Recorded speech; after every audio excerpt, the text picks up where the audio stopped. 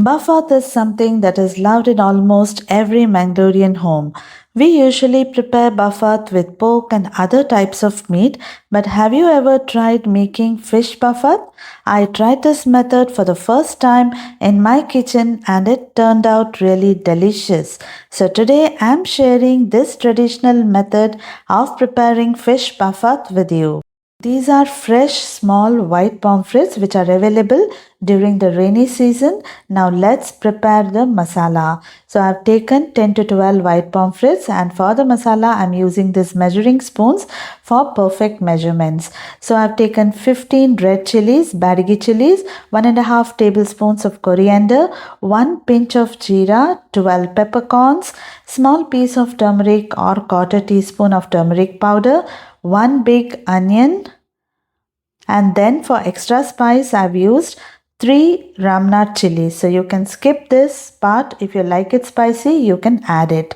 So grind this masala to a smooth paste, and once the masala is ready, let's go to the final step. In a kadai or a cooking pot, add 2 tablespoons of coconut oil. To this add 1 big chopped onion and then add 4 to 5 garlic cloves, 1.5 gingers finely chopped. Add 2 green chilies and fry it for some time until all the ingredients become soft. Once the ingredients are soft, add the aromatic masala that we just prepared. Fry the masala for at least 3 minutes until you get a good fragrance and the masala is nice and dry. Once the masala is nicely fried and you get a beautiful aroma of this, you can just look here. I've fried it for 3 to 4 minutes here. And now it's time to add the stock that you have got after cleaning the mixie so that you are not losing any flavor. This curry is not very thin consistency, so it's generally a thick consistency. So you can add the vinegar here and adjust the consistency of the curry. Once you get a good boil, add the fish and just swirl the pot and wait for a curry to bubble.